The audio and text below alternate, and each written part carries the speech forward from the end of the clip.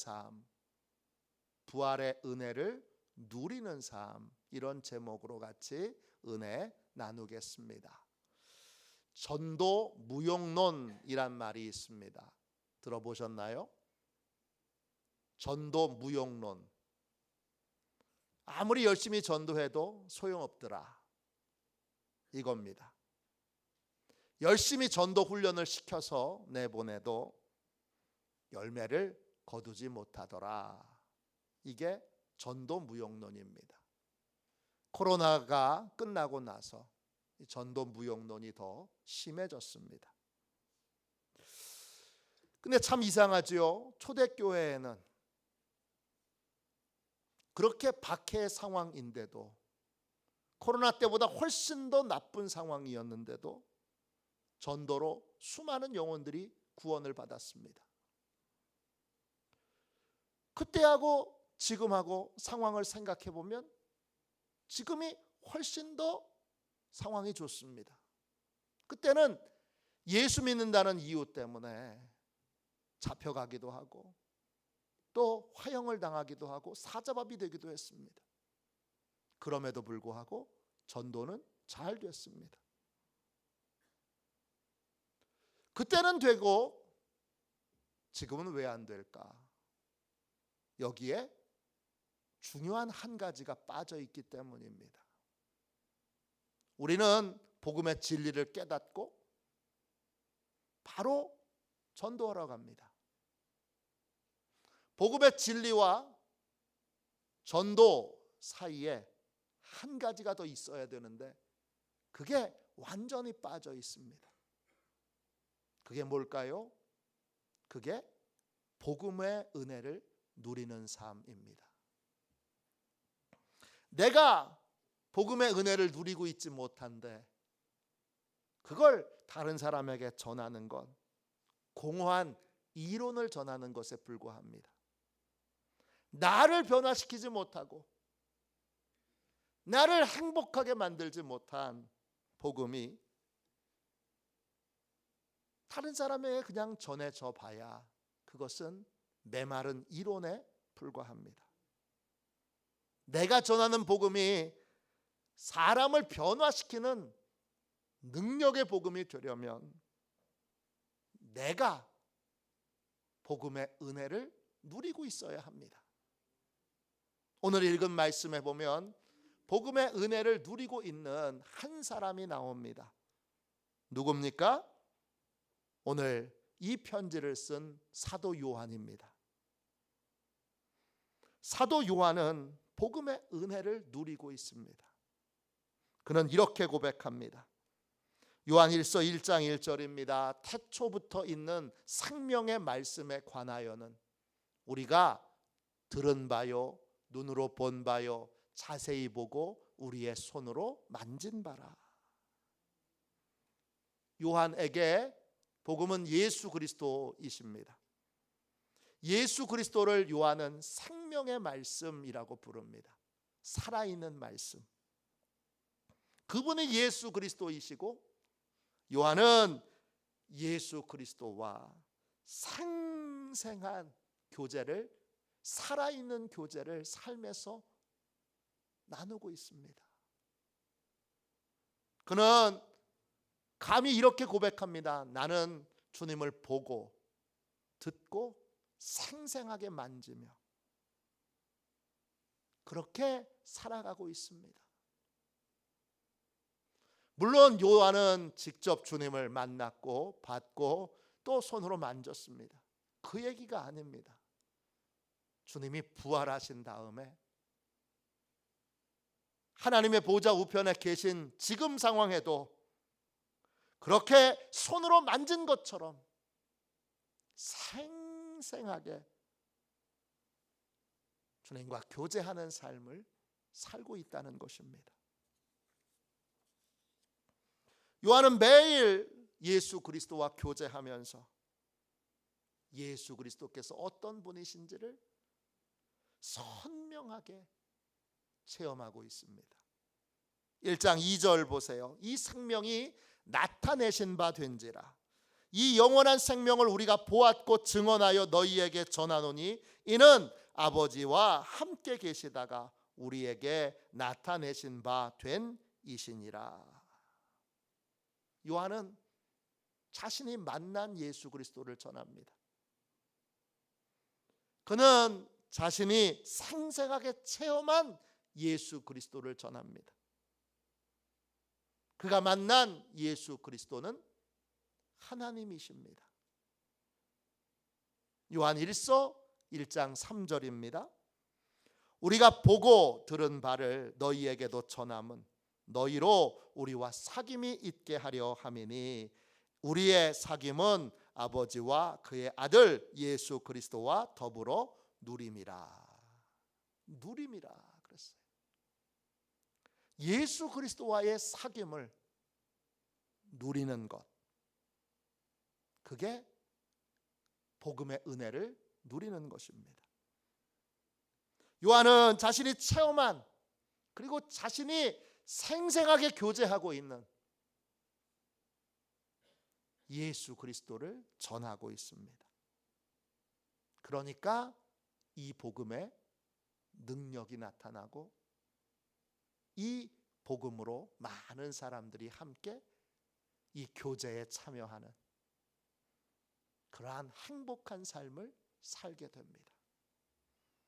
내가 전하는 복음이 공허한 이론이나 메마른 이론이 되지 않으려면 우리도 복음의 은혜를 누리는 삶을 살고 있어야 합니다. 우린 세 가지를 물어봐야 됩니다. 나는 복음을 알고 있는가? 그리고 두 번째, 나는 복음을 누리고 있는가? 그리고 세 번째, 나는 복음을 전하고 있는가? 여러분은 어떠십니까? 이 세 가지 중에 지금 복음의 은혜를 누리고 계십니까? 복음의 은혜를 누린다는 건 구체적으로 어떤 겁니까? 복음이 예수 그리스도시라면 복음을 누린다는 건 그 예수 그리스도는 부활하셔서 지금 생생하게 살아계십니다.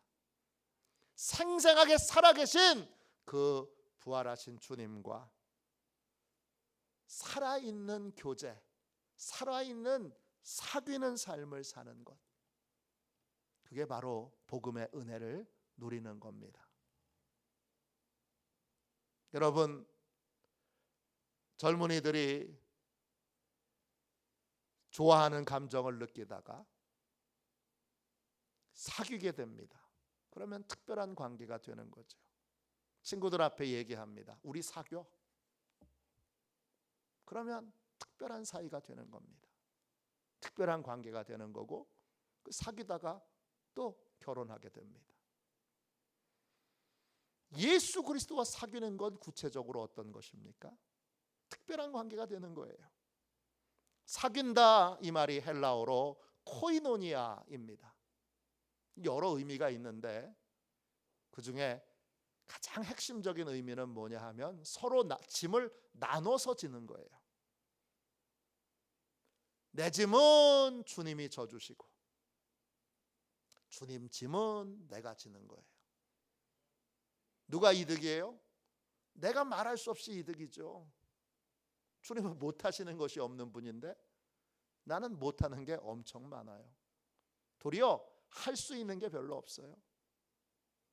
할 수 있는 게 별로 없는 내가 주님의 짐을 짊어지는 것 자체가 영광이죠. 근데 그 짐을 주님이 나한테 맡겨주시는 것 자체가 영광인데 주님이 나한테 짐을 맡겨주시고 그리고 내 모든 짐은 주님이 짊어져 주시는 거예요. 이게 사귀는 거예요. 이걸 다른 말로 기도한다고 그래요. 기도가 뭐예요? 다른 게 아니라 짐을 나눠지는 겁니다. 내 짐을 주님께 맡기는 겁니다. 내 병든 걸, 내 재정적으로 어려운 걸, 내가 아무리 노력해도 변화가 안 되는 우리 아들, 딸, 며느리, 손자 주님께 맡기는 겁니다. 그리고 나는 주님이 시키시는 일만 하는 거예요. 이게 여러분 사귀는 거예요. 그러면 어떻게 되죠? 그러면 행복해질 수밖에 없죠. 내 짐을 주님이 절대 외면하지 않으신다는 믿음으로 하나하나 주님께 다 맡깁니다. 그리고 주님이 지금 하라고 하시는 일, 그걸 기쁨으로 짊어지고 하는 겁니다. 이게 사귀는 겁니다. 주님은 우리 사귀자 그러고 우리를 이렇게 부르십니다. 마태복음 11장 28절부터 30절입니다. 수고하고 무거운 짐진 자들아 다 내게로 오라. 내가 너희를 쉬게 하리라. 나는 마음이 온유하고 겸손하니 나의 멍에를 메고 내게 배우라. 그리하면 너희 마음이 쉼을 얻으리니 이는 내 멍에는 쉽고 내 짐은 가벼움이라 하시니라.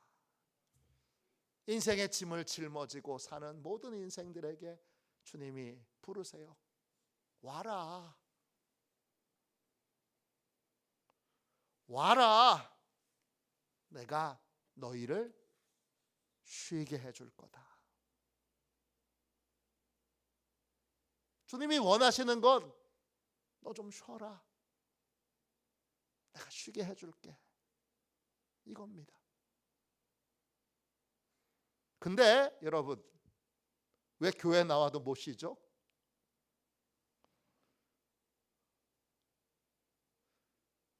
교회 나왔는데 왜 못 쉽니까? 쉼을 얻는 방법을 몰라서 그렇죠. 내 생각대로 생각해서 그렇습니다. 쉼을 얻는 방법이 예상과 다릅니다. 주님이 뭐라고 그러세요?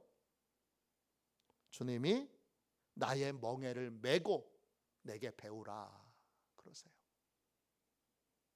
주님의 짐을 짊어져야 되는 거예요.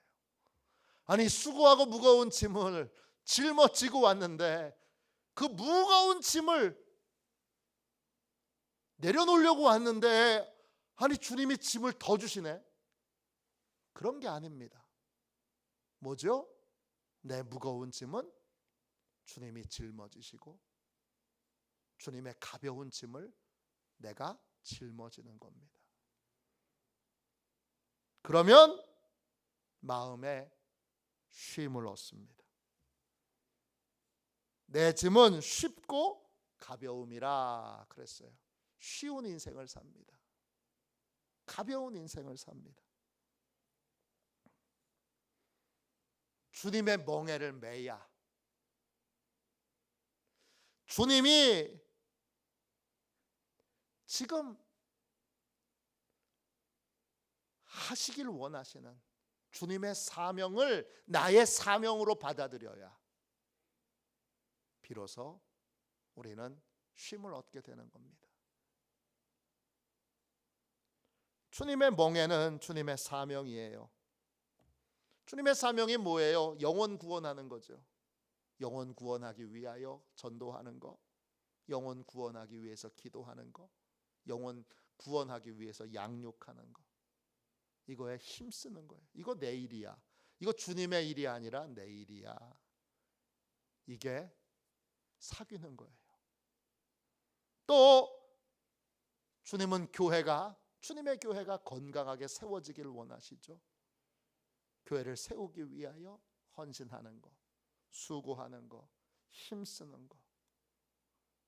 이거 교회 일, 그거 목사님 일이야. 가 아니라 그거 주님의 일이고 그 일은 곧 내 일이야. 나도 왜? 나도 하나님의 자녀니까. 아버지 일이 내 일이죠. 그렇게 믿고 교회를 세워가는데 힘쓰는 사람, 교회를 세워가기 위해 화나는데 참는 사람, 교회를 세워가기 위해 여러 불편한 것들을 잘 감수하는 사람, 교회를 세워가기 위하여 희생하고 헌신하고 손해보는 사람, 그게 여러분 짐을 짊어지는 거죠. 그렇게 될 때 마음의 쉼을 얻고 인생의 무거운 짐은 주님이 다 짊어져 주시는 거예요. 주님이 내 무거운 짐들을 다 짊어져 주시도록 주님께 맡기고 믿음으로 내가 주님의 짐을, 주님의 사명을 붙드는 거예요. 내가 주님께 충성하면 우리 자녀는 하나님이 책임져 주신다. 우리 가정은 주님이 책임져 주신다. 우리 사업은 주님이 책임져 주신다. 이것이 바로 복음을 누리는 삶입니다. 우리가 믿고 의지하는 주님은 부활하셔서 지금 생생하게 살아계세요. 복음의 은혜를 누린다는 것, 곧 부활의 은혜를 누리는 거예요. 지금 부활의 은혜를 누리고 계십니까? 부활하신 주님과 사귀고 계세요? 이 사귐이 유지되는 사람이 복음을 누리는 사람이고, 복음의 은혜를 누리는 사람이고, 부활의 은혜를 누리는 사람입니다. 이게 끊어지면 우리는 껍데기만 그리스도인인 거예요. 지금 주님과 생생하게 사귀고 계십니까? 어떤 분은 이미 주님과의 관계가 죽은 지 오래됐는데 빈 무덤 같은데, 송장 같은데 겉만 그리스도인이에요. 그런 분은 아무리 열심히 복음을 전해도 그 안에 기쁨이 안 보이는데요, 그 안에 행복이 안 보이는데요, 그 안에 정말 생생한 은혜가 안 보이는데 그 하는 말 한마디 한마디가 여러분 복음의 은혜가 되겠습니까? 제가 화요일마다 부솔이라고 하는 설교 코칭 모임을 함께 인도하고 있습니다. 제가 이사장이고요, 또 원장이 따로 있는데 우리 총무 역할을 하는 목사님이 어느 날 설교를 하시다가 이런 고백을 하셨어요. 아들이 아주 열심히 교회를 개척해서 열심히 하고 있는데 어느 날 아들이 그렇게 얘기하더래요. 아빠, 나는 아빠가 행복했으면 좋겠어. 뚱딴지 같은 소리여서, 야, 왜? 아빠가 행복해 보이지 않냐? 그랬더니 아들이 대답했대요. 그 말에 충격받고 혼자 가서 많이 울었대요. 또 반대의 경우도 있어요. 올해 사진 작가로 계시다가 늦게 목회하시고 역시 개척교회 하시는 목사님이 계신데, 그 목사님이 딸이 둘이 있는데 큰 딸이 사모가 됐어요. 사모가 되기 전에 결혼할 사람 데리고 왔는데 전도사님이에요. 2달 반 동안 매일 밤마다 딸하고 싸웠대요. 야, 너는 세상에 멋지고 좋은 남자들이 많은데 왜 하필이면 목사고, 왜 하필이면 네가 제일 힘든 사모의 길을 가려고 그러냐.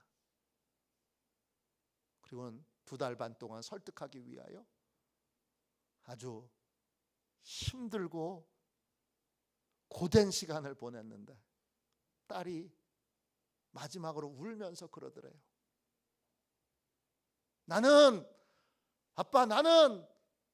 세상에서 아빠가 제일 행복해 보여. 나 힘들어서 가는 거 아니고 행복하려고 가는 거야. 난 아빠가 제일 행복해 보여. 그렇게 고백하고 그 고백으로 게임 끝났어요. 결혼식 잘 치르고 행복하게 살고 있어요. 복음의 은혜를 생생하게 누리고 있을 때에만 우리는 비로소 복음의 은혜 가운데 사는 그리스도인의 행복한 삶을 살 수 있습니다. 지금 부활의 은혜를 누리고 계십니까? 부활의 은혜를 누리는 복된 인생이 다 되시기를 주님의 이름으로 축원합니다. 그러면 구체적으로 부활의 은혜를 누리려면 뭘 어떻게 해야 되는 거예요? 첫 번째, 주님의 말씀이 가장 좋은 것임을 믿어야 합니다. 1장 1절을 다시 읽겠습니다.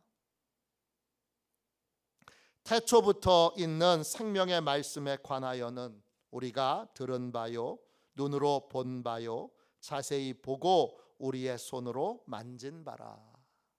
예수 그리스도는 누구십니까? 생명의 말씀입니다. 살아있는 말씀입니다. 그 말씀이라고 하는 말은 헬라어로 로고스이고 뜻은 결론이 되는 말씀이라는 뜻이에요. 주님이 결론이시고 주님의 말씀이 결론이에요. 결론이란 말은 무슨 뜻이죠? 가장 좋은 선택과 결정이라는 뜻이에요. 주님의 선택과 결정이 가장 좋은 것임을 믿을 때 우리는 비로소 복음의 은혜를, 부활의 은혜를 누릴 수 있습니다. 주님의 선택과 결정을 따를 때 후회 없는 인생을 살게 된다고 믿을 때 우리는 복음의 은혜를 누릴 수 있게 됩니다. 그러면 무엇이든지 주님의 뜻대로 하게 되고 또 주님의 뜻대로 하기를 원하게 됩니다. 이것이 바로 복음의 은혜를 누리는 첫 번째 길입니다. 주님의 뜻대로 되기를 원해야 합니다. 주님의 뜻에 따라서 모든 것이 이루어지기를 바라고 내 뜻은 주님의 뜻과 다를 때는 언제든지 내려놓을 준비가 되어 있어야 되고 주님의 뜻이 왜 좋은지 어떻게 좋은지 잘 모를 때는 어떻게 해야 되죠? 주님께 알려달라고 말해야 됩니다. 주님 모르겠어요. 그러면 주님이 야 몰라도 되니까 무조건 해 그러실까요? 아닙니다. 주님은 끝까지 친절하게 우리에게 설명해 주시고 가르쳐 주십니다. 야고보서 1장 5절입니다. 너희 중에 누구든지 지혜가 부족하거든 모든 사람에게 후히 주시고 꾸짖지 아니하시는 하나님께 구하라 그리하면 주시리라. 하나님 이게 왜 좋아요? 이게 어떻게 좋아요? 물으면 하나님이 대답해 주세요. 지혜를 구하는 모든 자에게 후히 주시고 꾸짖지 아니하세요. 기쁘게 알려주세요. 그러니까 여러분 모르면 주님께 물어서 주님의 선택과 결정이 결국 가장 좋은 것이라는 걸 항상 믿고 그 믿음을 유지하는 삶을 살아야 합니다. 그렇게 살 때 우리는 복음의 은혜를 부활의 은혜를 누릴 수 있게 됩니다. 박리부가 사모님이 쓰신 책 기도를 송두리째 바꾸신 예수 그리스도 이 책에 이런 간증이 나옵니다. 어느 해인가 박리부가 사모님이 죄송해요. 유기성 목사님 사모님이세요. 이 박리부가 사모님이 7월에 부산에서 열리는 여선교회 집회를 인도하려고 내려가게 됐어요. 근데 집회가 시작되는 날 장대비가 억수로 내립니다. 사모님을 마중 나온 사모님이 비 때문에 사람들이 많이 오지 못할 것 같아서 너무 걱정입니다. 그렇게 고백하셨어요. 보니까 그럴 것 같아요. 오전 집회를 마치고 이제 성도님들 몇 분을 만났는데 은혜를 흠뻑 받아서 막 눈에서 눈물이 그렁그렁한 모습으로 그렇게 만납니다. 그런데 그분 중에 많은 분들이 뭐라고 고백하느냐? 사모님, 비가 와서 오전 집회 참여할 수 있었어요. 그렇게 고백하는 분들이 많았습니다. 시장에 장사하는 분 중에 시장이 열면 다 함께 열고 닫으면 함께 닫아야 되는데 비가 너무 많이 와서 그날은 시장 문을 전체로 닫았다는 거예요. 또 공장에 다니는 권사님은 비가 너무 많이 와서 억수로 와서 공장 가동이 어려우니까 오늘 공장 나오지 말라, 그렇게 연락을 받고 집회에 참석했다는 거예요. 비가 억수같이 많이 와서 참석 못하는 사람도 있지만 반대로 비가 억수로 와서 그래서 참석할 수 있는 사람도 있습니다. 그날 사모님은 아주 중요한 한 가지를 깨달았다고 하십니다. 그리고 그날 이후부터 사모님의 기도가 달라졌습니다. 예전에 주일 오전에 비가 오면 이렇게 기도하셨어요. 비가 오는데 교우들이 교회 오기에 어려움 없게 해주세요. 이렇게 기도했어요. 그런데 이런 기도는 내가 보기에 좋은 기도를 하는 거예요. 그런데 그날 깨닫고 나서 이후에는 기도가 이렇게 바뀌었습니다. 비가 오기 때문에 오늘 교회에 올 수 있는 교우들이 있습니다. 그분들이 오늘 예배를 통해 말씀을 통해 주님을 만나고 주님이 주시는 힘과 위로를 받게 해주세요. 이 기도는 주님의 선택과 결정을 존중하는 기도고 주님이 선택하시고 결정하신 것에 대하여 많은 은혜가 임하도록 그렇게 구하는 기도입니다. 부활의 은혜를 누리려면 우리는 한 가지 사실을 항상 믿어야 합니다. 주님의 선택과 결정이 가장 좋다는 것입니다. 왜 좋은지 모를 때는 주님께 물어서라도 우리는 주님의 선택과 결정이 옳다는 것을 항상 믿는 믿음을 유지해야 합니다. 그럴 때 복음의 은혜를, 부활의 은혜를 누릴 수 있습니다. 미국에 가면 성도들이 꼭 이렇게 인사를 합니다. 필리핀과도 동일하게 인사하더라고요. 목사님이 이렇게 인사하세요. God is good. 하나님은 좋은 분이시죠. 그러면 성도들이 대답합니다. All the time. 항상 좋은 분이십니다. 반대로 목사님이 all the time 그러면 모든 시간에 그러면 성도들이 God is good. 하나님은 좋은 분이시지요. 이렇게 대답합니다. 하나님은 항상 좋은 걸 선택하세요. 하나님은 가장 좋은 걸 선택하셔서 가장 좋은 걸 결정하셔서 우리에게 주세요. 이것을 믿고 그 믿음으로 살아갈 때 우리는 복음의 은혜를, 부활의 은혜를 누리는 삶을 살게 됩니다. 두 번째, 부활의 은혜를 누리려면 무엇을 어떻게 해야 될까요? 주님과 교제하는 기쁨을 맛보아야 합니다. 오늘 읽진 않았지만 요한일서 1장 4절 말씀에 이렇게 되어 있습니다. 우리가 이것을 쓰면 우리의 기쁨이 충만하게 하려 함이라. 주님과 사귀면 뭐가 있습니까? 기쁨이 있습니다. 내 짐을 주님이 져주실 때, 또 주님의 짐을 내가 짊어질 때, 둘 다에게 큰 기쁨이 있습니다. 주님이 나 같은 걸 뭘 믿고 이런 귀한 일을 맡겨주시나. 여기에 큰 기쁨과 감격이 있습니다. 또 주님이 내 죄의 짐 맡아주시고, 또 내가 후회했던 내 인생의 여러 어리석었던 결정과 선택들, 그것의 쓰디쓴 결과에 대하여 주님이 다 맡아서 더 이상 그걸로 고통받지 않게 해주실 때, 질병의 짐을 주님께 맡겨서 주님이 치료해 주실 때,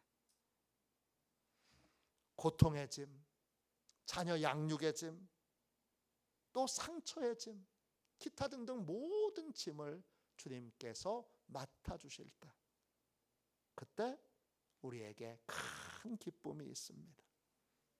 주님과 사귀는 사람은 의무로 일하는 사람이 아니라 기쁨으로 주님의 짐을 짊어지는 사람입니다. 추운 겨울에 새벽기도 나오는 권사님의 입에서 이런 말이 툭 튀어나왔습니다. 남들은 집에서 편하게 자는데 나만 팔자가 사나워 이 추운 새벽에 나와 기도하네. 이분은 모든 초점이 어디에 맞춰져 있습니까? 문제 해결에만 맞춰져 있습니다. 이분은 주님과 교제하는 기쁨을 알지 못합니다.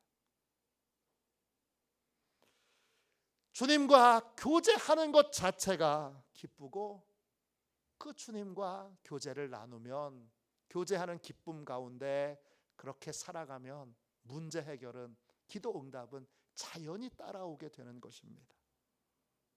반대의 경우도 있습니다. 주님과 교제하는 기쁨을 아는 분인데 학교 선생님이에요. 늘 새벽기도 참석했다가 학교 갑니다.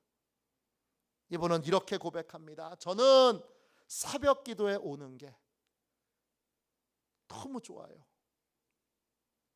저는 새벽기도 오는 게 누가 제게 억만금 주는 것보다 더 좋아요.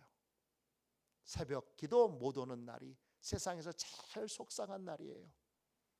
왜 그렇죠? 주님께 짐을 맡길 수 있으니까. 또 주님의 짐을 짊어질 수 있으니까. 이렇게 풍성한 사귐이 있는 거예요. 이 풍성한 사귐이 있는 곳에 뭐가 있는 거예요? 기쁨이 있는 거예요.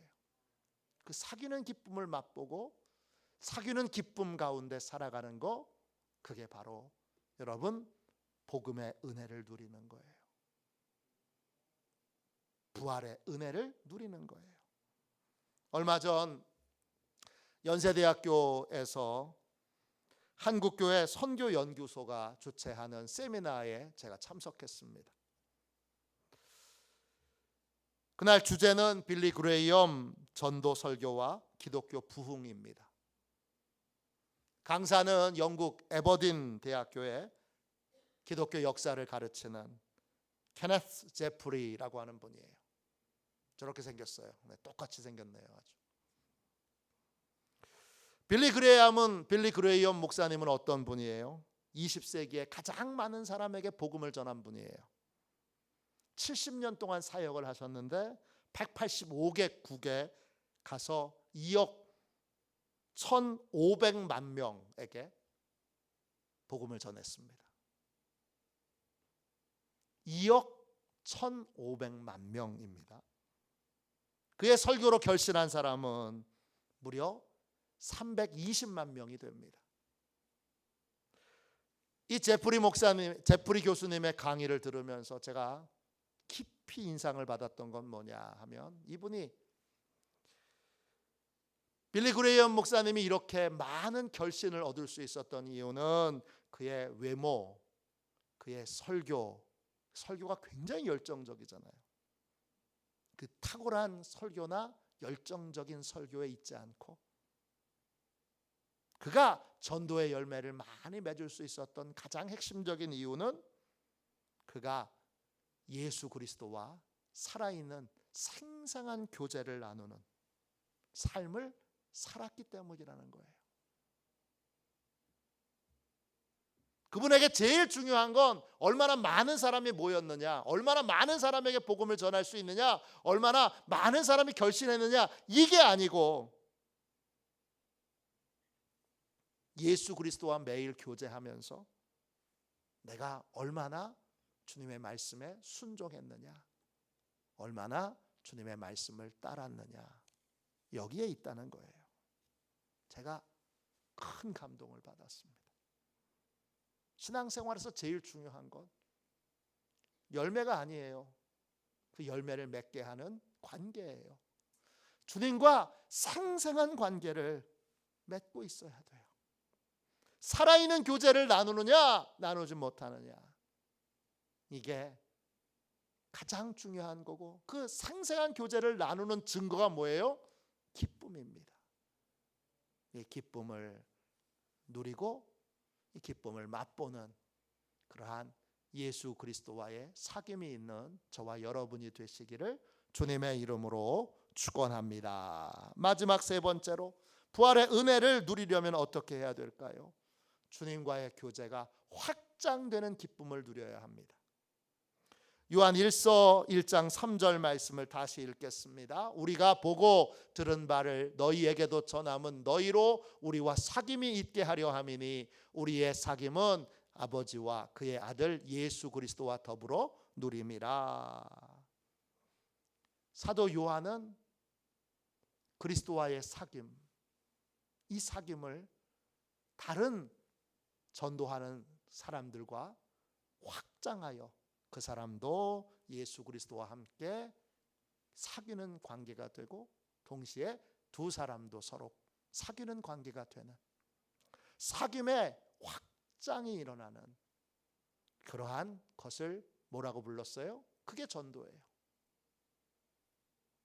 주님과의 교제가 확장되는 게 전도예요.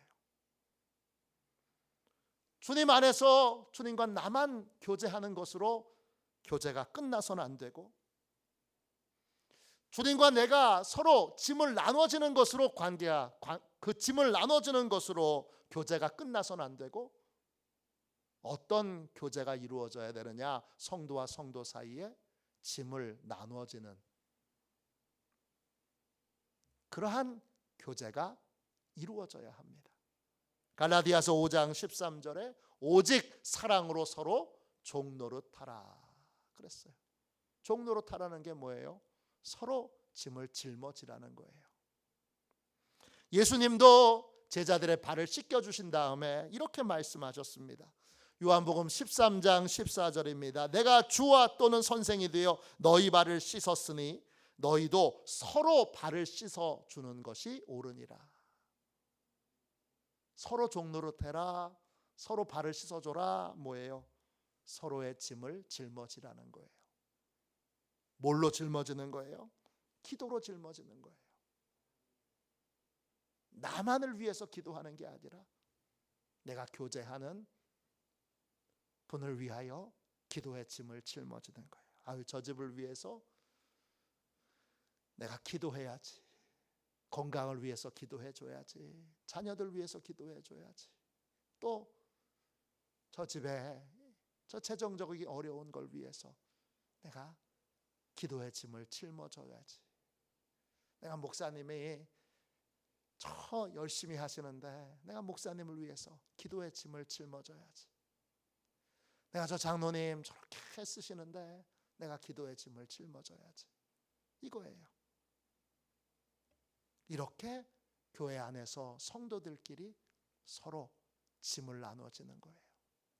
저희 교회는 중보기도 팀이 있습니다. 그래서 저도 중요한 일이 있거나 어디 설교 가게 되거나 또는 신방을 가거나 중요한 일을 해결해야 될 때면 항상 중보기도 팀에 기도를 부탁합니다. 짐을 나눠지는 거예요. 이렇게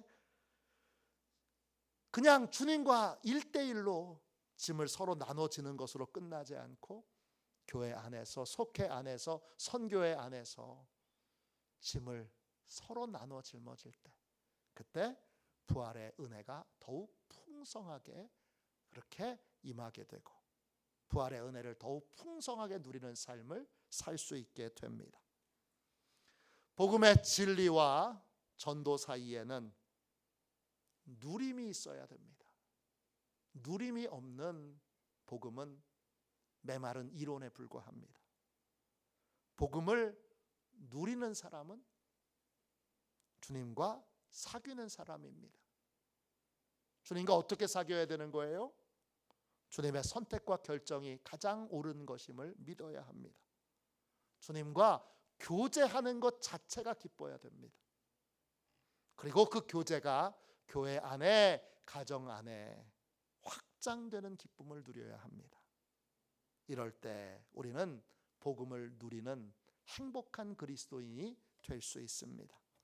저와 여러분이 행복한 그리스도인으로 사시기를 주님의 이름으로 축원합니다. 우리 함께 찬양하겠습니다. 288장 우리 1절만 두 번 찬양하고 오늘 주신 말씀에 주님이 주신 은혜를 붙들고 우리 통성으로 기도하겠습니다. 우리 1절만 두 번 찬양합시다. 예수를 나의 구주 삼고 성령과 피로써 거듭나니 이 세상에서